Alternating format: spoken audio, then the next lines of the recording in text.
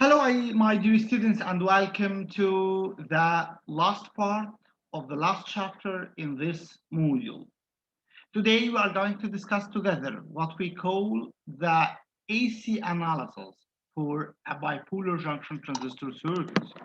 So, in the previous part, which was the first part in chapter 4, dealing with BJT, we have studied together what we call the DC analysis for a bipolar junction transistor circuit. We have worked together on a set of equations, either related to the active mode or to the saturation mode, and then we have solved together three examples for three different circuits working on active mode, saturation mode, and cutoff mode. Now we will turn the page to the AC analysis. Again, my dear students, as I mentioned in my previous part, okay, so as we did in the previous part, as we did with the MOSFET, we are going to do the same procedure while dealing with this. So again, the first question will be why we need an integration between an AC sources and the DC source. Now let's see this circuit shown in the right hand side of the presentation slide. If you have this VPE, which is an AC source connected to the base, so you should expect that you have, make the annotation. So you will expect that you have something like that. So now I will plot a sinusoidal signal. Okay, so this is a sinusoidal. This is the VP. And based on our understanding for the DC analysis, you have to have a VPE equals to positive 0.7 voltage in order to turn on your BJT.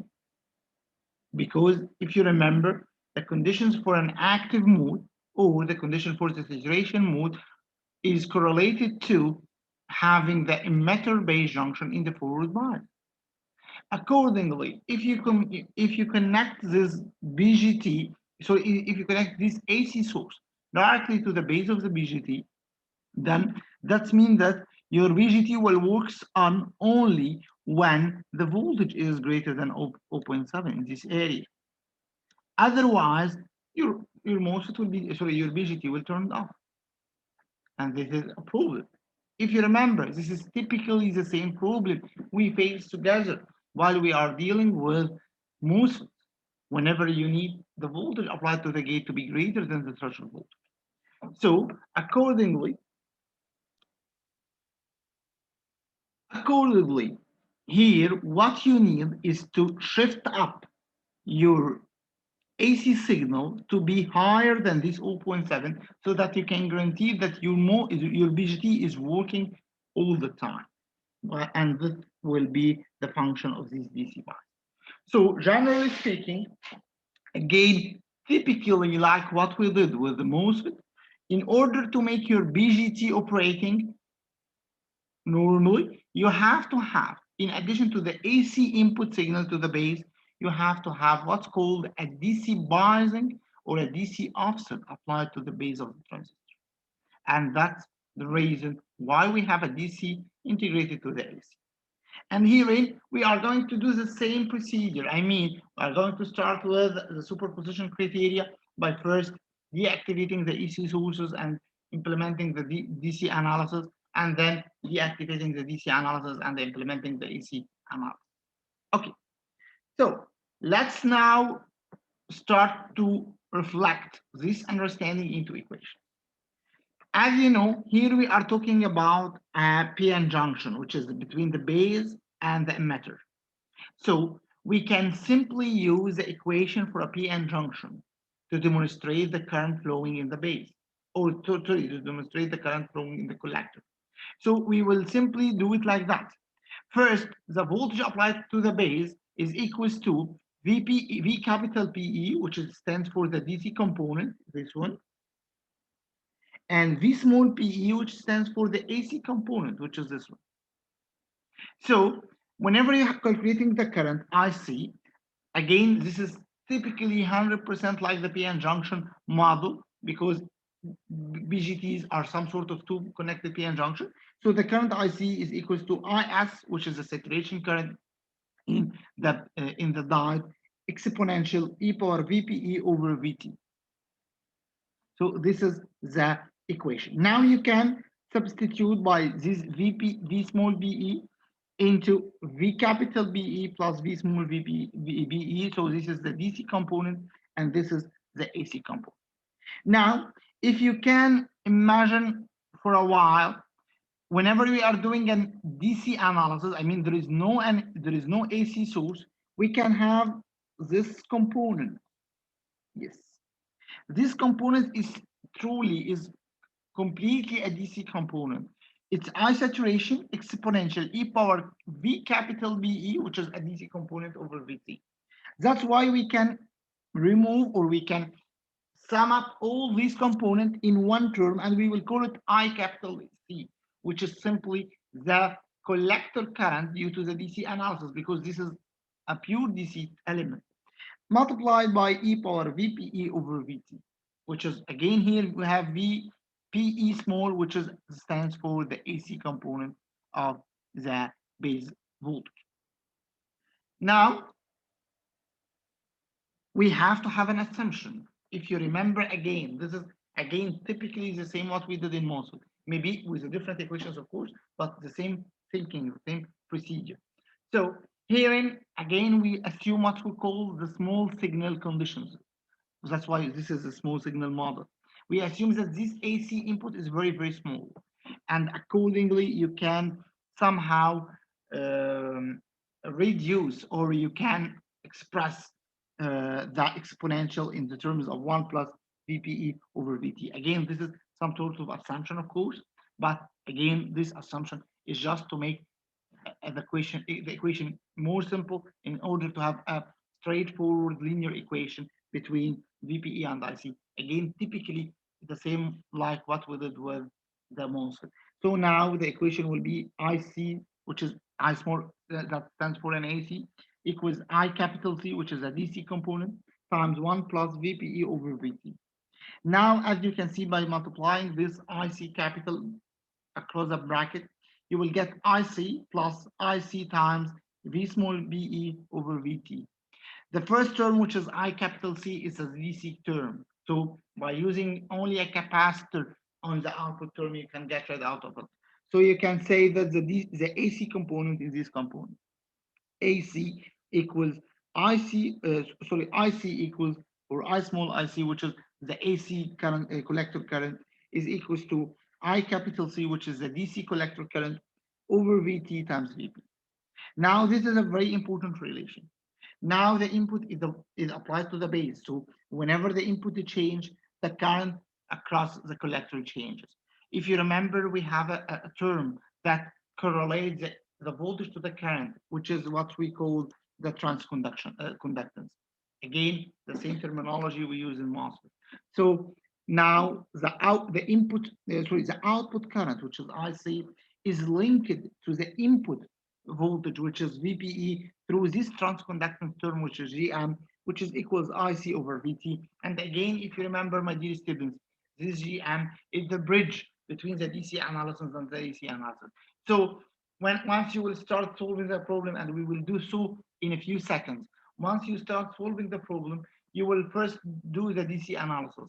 Then once you do the DC analysis, you will get the IC. VT is a thermal voltage, is a constant. So you will get IC, or you will calculate IC. Then you will substitute in this equation to determine GM. And you will use this GM in your AC analysis. So again, GM is the bridge parameter between the DC analysis and the AC analysis. Okay, so following the same procedure, we can say that this is what we call a voltage dependent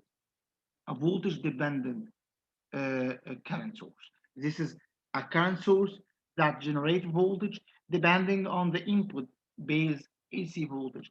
That's why instead of this model, I believe that this model you already see in the first part of this lecture, we are going to use this model. As you can see here in this model, this is the base, This is the collector, and this is the emitter. We have a voltage applied to the base through a resistance, we call it R pi, and this voltage will be transferred into current in the collector side by the term Gm times VBE.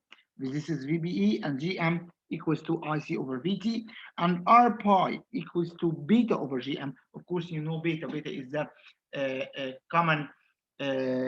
common matter gain coefficient whenever it's IC over IP. So this these two terms are the bridging terms whenever you are going to solve a problem. First, you are going to make a DC analysis. Once you calculate the DC analysis, you calculate IC. Then you can calculate GM, and accordingly you can calculate the R pi. And you will go to this model and you start the AC analysis using this model. However, we still have another model for our BJT, which is, again, you see it before, if you remember, which what we call the common base model. So this is what's called the common emitter, or what's called the hyper bi model. And this is what's called the T model. Herein, again, you have the base, the emitter, but I just turn the resistance to be in the base, not in the, sorry, to be in the emitter, not in the base. So as you can see here, the resistance is in the base side. Here's the resistance is the emitter side. We call it RE. Again, this is a voltage plus minus VBE on the base emitter junction, and the current flowing in the collector is still equal Gm times VBE. But now we have this resistance called RE, which is equals alpha over Gm. Again, alpha, if you remember, is equals to beta over beta plus 1. Most of the time we take alpha equals to 1. So this is alpha over Gm, and this Gm equals against IC over VT. So this is simply the two models. Actually, you can solve by this model or that model, but based on experience or by solving many time or many set or many different format of problems or schematics, you will know in which problem it is better to use which model. And this is actually what we are going to do together now. What we are going to do, my dear students, is that we are going to solve two different problems using two different models, and to see how we can make the full package, starting from the DC analysis till we calculate the AC gain for our BJT loss. Okay, so let's start with the first given, or the first circuit. This circuit, we call it a common emitter amplifier. It's a common emitter amplifier because, as you can see, the input is introduced from the base terminal, and the output is taken from the collector terminal. That's why the base is the common terminal between the emitter, between the input and the output, between the base and the collector. That's why we call this a common emitter amplifier. So now we are going to start solving this problem. Okay, so again, the same procedure, my usual quotation. Whatever the schematic looks like, you will have the same procedure in solving the problem. The first step is the DC analysis. DC analysis means deactivating all AC sources, considering all capacitors as an open circuit, because simply capacitors are an open circuit in DC. So by doing so, you can first kick out some portion from this schematic. I mean, by putting the capacitors open circuit, then if you can see this line on the right, actually in the left, and this line on the right, so this right portion will be kicked out, this left portion will be kicked out, this capacitor will be kicked out. Then what we have is simply, we have this part of the circuit. This is the current source and this resistance. And then we have also this resistance and this VCC. So this will be the DC part of the circuit. Then the next step is considering the AC part and solving for the AC. So let's start solving this problem. Okay, so here I will go directly to the AC analysis. I will assume that the DC analysis has been already implemented and you have the values, and I will go directly to the AC analysis. Of course, in the DC analysis, you can return back to part number 1 in order to express more about the DC analysis. Here we are going to do it in the AC analysis as well. So let me first start the procedure how we can solve this circuit. Okay, so what we are going to do simply, my dear student, is as follows. First of all, I will ask you to put the model of the BJT. Let's use the bi-hybrid model. So we have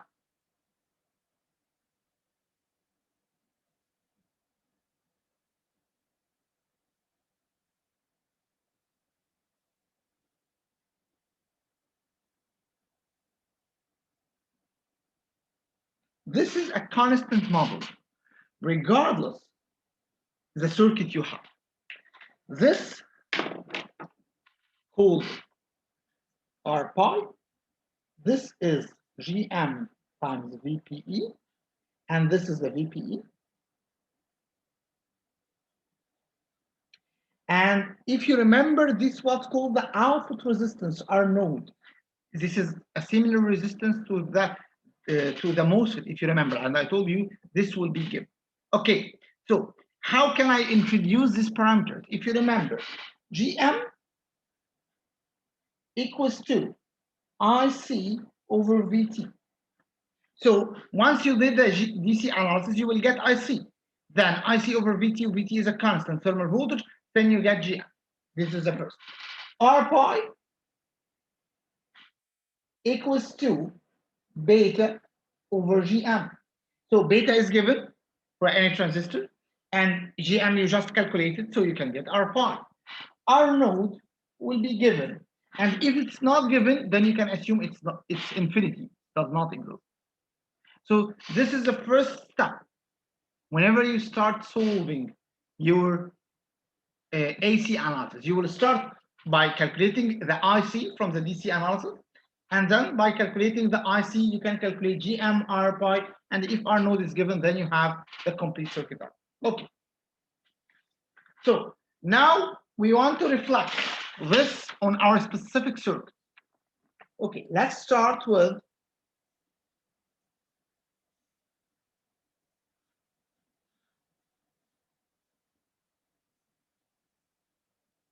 so this is GM VPE, and this is R pi. This voltage drop is VPE, and this is, of course, the collector. This is the emitter, and this is the base. Okay. Now, again, you plot this in absence of the circuits. Regardless of the circuits, you have this constant schematic, this constant small circuit model. Then what you are going to do is that you are going to reflect the circuits component on them. So let's turn again to share screen. I will make a continuous share, and this share in order to investigate it step by step. So first, let's start with the easiest terminal, which is the emitter terminal. So this emitter terminal is connected to current source, but this current source is connected to this current source is connected to a capacitor in parallel. And if you remember, capacitors are open circuit in DC and short circuit in AC. So in DC analysis, this capacitor will be very important because it will be a biasing source. Maybe you can solve it. However, for AC analysis, this capacitor will be a short circuit, and then it will short circuit the current source. Accordingly, the emitter is directly connected to the ground due to this short circuit of the capacitor in the AC analysis. So the first step is that I will connect this emitter to ground. Okay, now let's turn to the base.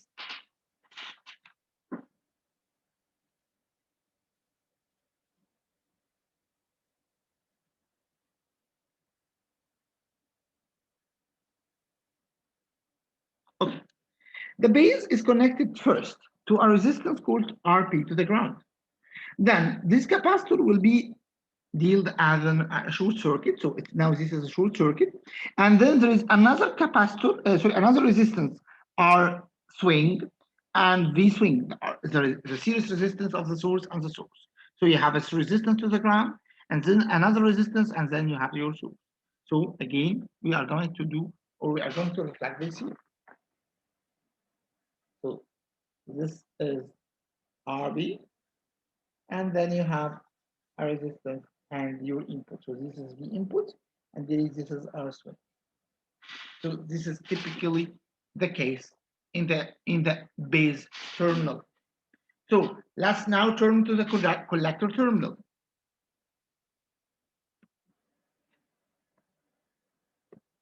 Okay, your screen. Okay, let's go to the collector terminal.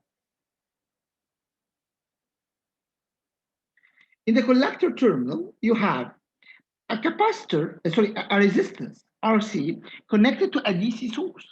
But this DC source should be deactivated in the AC analysis. That's why we put here 0 voltage. Now it's a ground because it's deactivated. But in the DC analysis, it has its value. So now we have RC connected to a ground. And this capacitor will be treated as a short circuit and another RL to connect it to the ground. So the collector will be connected to RC connected to the ground and RL connected to a ground.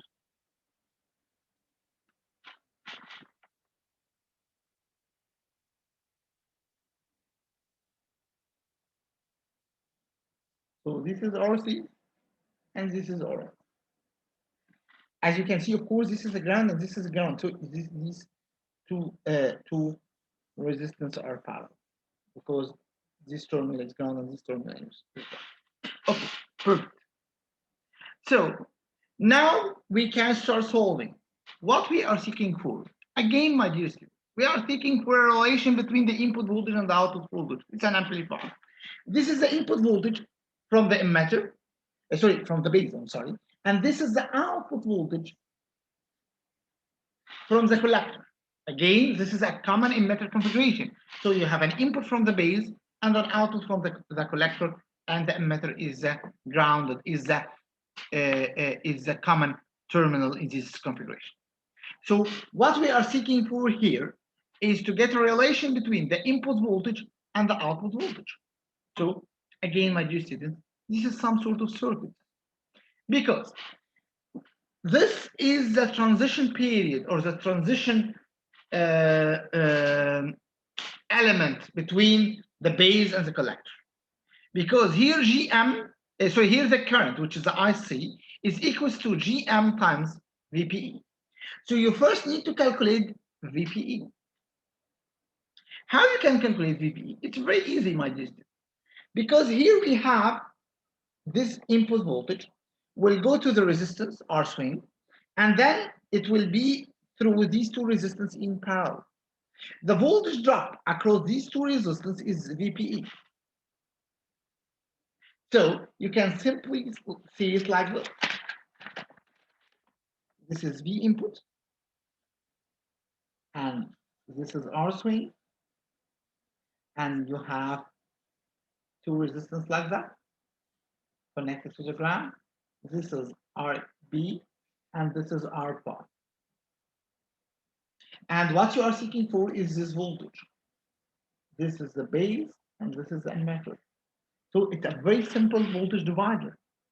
As you can see, that voltage, this is R2 and this is R1. It's R2 over R2 plus R1 multiplied by the input.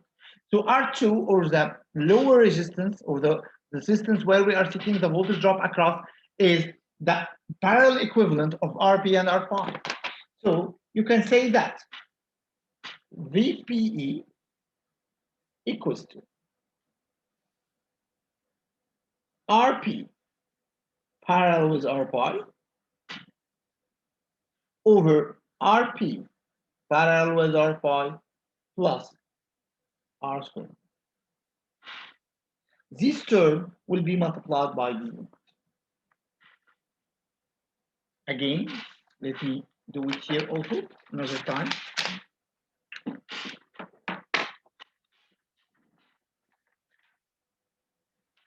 So this is the equivalent. You are seeking for this voltage.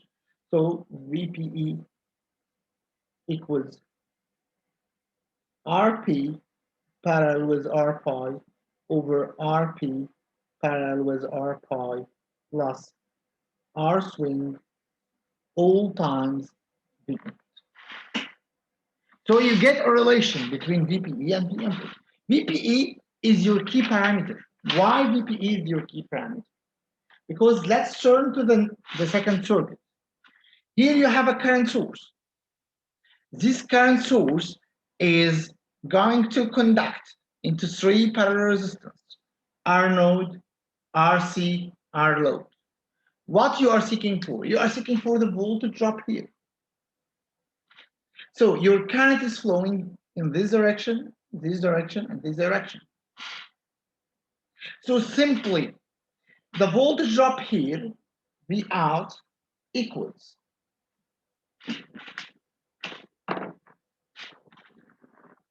minus, because the current is flowing from the bottom to the top. However, the voltage is defined from plus minus, from top to the bottom. So it's minus IC times, or I should write it I small c, because it's an AC current, I small c times the parallel equivalent of RC parallel with R load parallel with R node. The parallel equivalent of these three resistors. What is IC? IC is GM times VPE. And what is VPE? VPE is this term. So simply, my dear students, let me make it here. First, we determine VPE in terms of V input. We say that VPE equals the voltage drop here, which is R pi, R small pi, times, parallel with RP, over R pi, parallel with RP, plus R swing. This is R2 over R2 plus R1 times V input. Then we say that IC equal GM times VP. So IC simply is GM times this term. And then V out equals IC, negative IC times these three parallel resistors, RC, RL, and R node.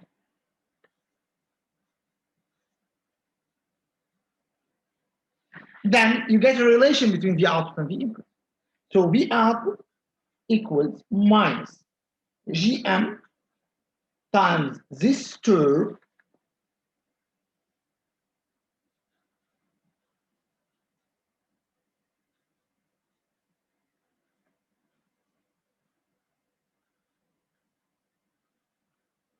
which is term times the parallel equivalent of RC parallel RL parallel R node all times V input. This is a relation between the V output and the V input. And then you can calculate the V input of this. So you can calculate the gain out of this circuit. So this is the first circuit you can deal with. Okay, so this is the first circuit. By the way, you can find a relation for the input resistance and the output resistance. It will be very easy and very straightforward. I will leave it for you to make it very easy job. Now, let's turn to the second. Let's turn to the second case, the second configuration in this presentation. So this is the first circuit. Okay, now this is the second circuit. If you make some sort of analogy or a comparison between this circuit and this circuit, you will find that they are typically identical. We have an input here, a swing, RB, so I'm sorry, input, swing, RB. We have RC and RL, and we have RC and RL. We have a current source, and we have a current source, but this is the added element, what's called the emitter resistance. So that's why we call this circuit as the common emitter amplifier with an emitter resistance. So simply speaking, it is typically the same like the previous circuit with adding one resistance. But this resistance, my dear students, will play a very important role in the operation. So before going to the schematic of this new circuit, let's try to use the old schematic. I mean, as we mentioned, this is the schematic for the previous circuit. So what you add here is simply that you add a resistance here. That means that your emitter is no longer a ground. So this link will not exist, and this will be a ground. And this RB is not parallel to R pi, because now you have this thing which is a common point between the base and the collector. Here, this point is connected to the base, and this point is connected to the collector. This is the current source, and this is a resistance. Or simply, let me do it like this. I will just plot the schematic. So this is looks like this.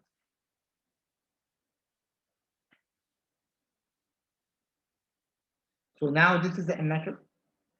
Sorry, I'm sorry. This is the ground. Now this is the emitter. This is the base, and this is the collector. So you cannot consider the base as sorry, you cannot consider the emitter as a ground point. It's no longer ground because you have this RE resistance, this emitter resistance. Accordingly, you can solve by this by hybrid model. However, life will be to some extent difficult. So herein, it's better to use the T model. If you remember my advice, my dear students, it's some sort of experience to know which you can use which, in which circuits you can use which model. Here we have an advice. Whenever you have an emitter resistance, then please use, or it's better to use the T model. Once you don't have this emitter resistance, you can use the pi model safely. So now I will go to the T model and we start solving the problem using the T model. Again, the T model is quite easy actually. We have a collector, then we have a current source, and then we have here our resistance, and this is the base.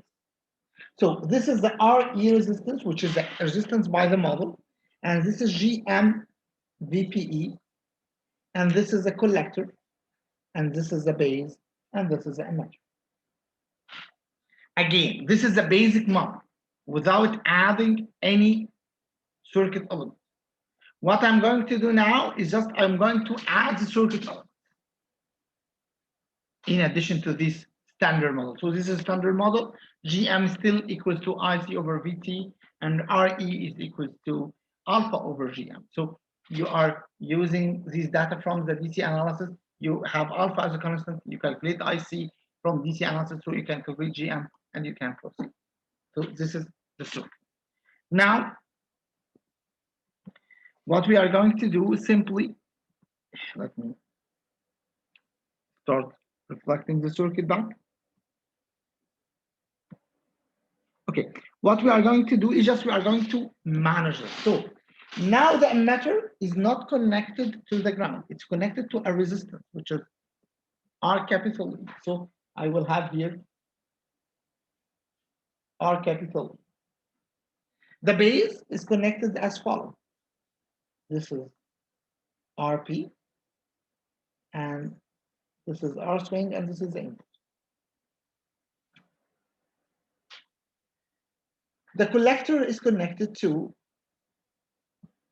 RC and RL. Again, what we are seeking for is a relation between the input and the output. This is what we are seeking for.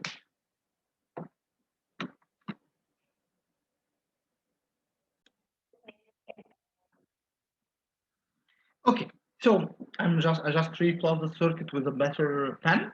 So this is the input, this is the R swing, this is the RP, this is the R small e coming from the model, which is equal, if you remember, equals to alpha over GM, but we will not use it now. This is the IC or GM VPE, where this is a VPE drop. This is RC and RL, and this is the source. What we are seeking for is that we are seeking for the relation between V input and V output, or V output and V input, which is a gain of force. Okay, so in order to solve this circuit, we will start with first considering the input resistance of this circuit. So let's see how we can calculate the input resistance here. From this point, I mean, just after the source. This is the source, this is the series resistance of the source. What is after the source? How we can calculate this? So let's start with this point here, and then we can make RP is parallel to the equivalent. So let's start here. I will call this point 1, and I will call this point 2, and I will call this point 3. So let's start with point number 1. The equivalent resistance here, simply, my dear students, is VP over IP. The voltage drop here is the voltage, or let's call it V input or whatever, V, let's call it this V, over the current flowing in the base. So this, what we call if R at point number 1 is equals to VP over IP. The voltage in the base, this point, over the current in the base, which is IP. Okay, that's perfect. So we know that IP equals IC over beta. That's true. So we can remove IB from this equation and write IC over beta. So we will have R1 equals beta times VP over IC. And also you know that IC equals alpha times IE. That's true. So you can say this. Let's make it here. So you can say this. Sorry. So this R1 equals beta. This R1 equals to beta times VP over alpha times IE. Okay, so the equation now that R1 equals beta times VP over alpha I. Alpha equals to beta over beta plus 1. So it's beta times VB over beta plus 1 times IE. Beta will be cancelled. So R1 will be equals beta plus 1 times VP over I. Okay, what is VP over IP? Let's see. This is a VP. This is a voltage of the base. And this is IE, the current flowing in the emitter. So VP over IE is simply this equivalent resistance, which is a series combination of R capital E and R small e. So what you can do now is that you can remove this VP over IE and write beta plus 1 times RE plus R small. Again, this we just divide the voltage here over the current flowing here, so this is the equivalent resistance. Now you have the equivalent resistance at the point number 1. What about the equivalent resistance at the point number 2? It's simply RP times, RP parallel with all these stuff. So at point number 2, R2 equals RP parallel with beta plus 1 R capital E plus R small e. So this is simply the resistance at this point, at point number 2. Now, if this, the V input, and the V input now C, R swing, and this equivalent R2. So the voltage drop on the base, which is this point, the voltage drop on the base, which is this point, equals to what? Equals to V, equals to the voltage drop equals to R2 over R swing plus R2. Again, it's a potential divider. This is R2 equivalent and this is R swing, and we are searching for this voltage. So VP, let me call it like that. So this is VP, just to note on the graph. VP equals R2, which is we just calculate, over R2 plus R swing times V times the V input. Okay, so we can now calculate the voltage of this point. Let's now go to the other side. Let's now go to this side.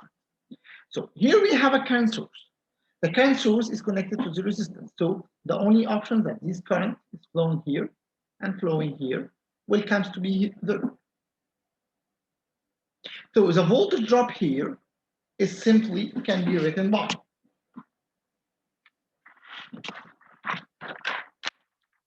So again, if you make a nodal analysis here, you can see that the current flowing from in this resistance and the current flowing in this resistance will result to this current source, no other way. So simply the voltage here and the voltage here will be contributed to this current. Accordingly, you can say that V out equals minus again IC, because of the different polarity. IC is positive, negative, and this current is flowing from negative to positive.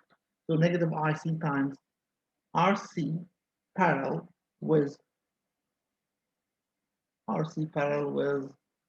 R. Okay, perfect. What is IC? IC is a collector current, which is equals alpha times IE. Okay, then what is IE? If you remember, I told you that VP over IE equals RE plus R capital E plus R small e, which we get from this point. VP over IE equals R capital E plus R small e. So let's write this equation here. So IE,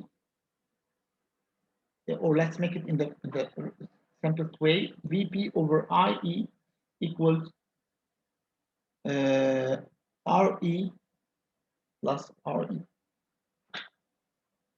So that means that IE equals VP over RE plus RE. This is the combination. So now you can kick out IE from this equation and write this. So IC will be alpha times VP over RE plus R. This is the four. Now we can substitute it here. So VC equals minus alpha VP over RE plus RE times RC parallel with RL. So what I just did is that I remove IC from this equation and write this its equivalent. So please recognize this is V out as a function in VP. Okay? And we have another equation, VP as a function in V input. So you can simply substitute by this equation here, and then you can have an equation linking the V output to the V. It's a bit difficult. It's not a straightforward problem. However, this is one of the famous BJT transistors where you have a common emitter configuration with a emitter resistor. So now we have seen together two different configurations. The first configuration is this configuration, which is a common emitter. This is using this current source and all these stuff. And the second configuration is this configuration with a common resistor. Of course, now you have the guide. If you have in your final exam something like that, then you can go to the BI model, which is, of course, somehow easier.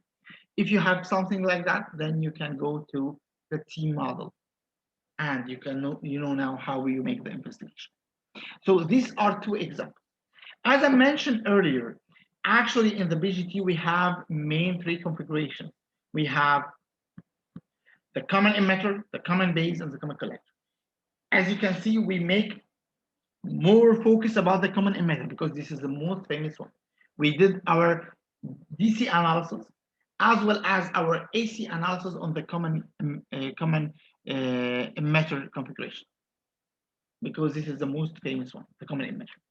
However, maybe you can see the common base and the common collector configurations in other applications. Maybe you can see it also in your next course in electronics too as well. But due to the limited time of this course, we give more focus on one configuration because, as you can see, we need more time in order to investigate each configuration. Now, this is considered a termination, not only to this part, not only to this chapter, but also to the course overall. Now, this is the final stage in the course. We have discussed together different electronic circuits configurations, starting from operational amplifier, going to the down PN junction diodes and the Zener diodes. Then we go to the MOSFETs as an N channel MOSFET or a P channel MOSFET with DC analysis and AC analysis, and now the termination with the bipolar junction transistor, either in the DC format or the AC format at the common emitter configuration. I hope that you have enjoyed the course. Of course, this is one of your hard courses, and you have to study it well. Again, my advice, please solve as much as you can of the circuits and the schematics and the programs. This is the only way to be more and more better in solving circuits and in solving the circuit in minimum time, which is a very important factor because maybe you can solve a circuit but in 3 hours. So this is not, of course, required before you run the exam. My only advice is keep solving problems. You have the tutorial problems, you have the previous unseen exam, you have the reference, you have our textbook from Cedra, where you have tons of problems. Of course, if you Google any of these topics, you will find a huge number of problems that you can solve. We will try to solve more in our extra solving session as well, but it's your turn to solve more and more during studying these modules. Thank you very much, my dear students. I really enjoy being with you among approximately 11 weeks in order to deliver this course. I hope that you have enjoyed it as well. Thank you very, very much. I don't know if we can meet again in a new course or not, but I wish to meet you again in a higher level course in your next years, inshallah. Thank you very much and see you later on. And good luck with your answers.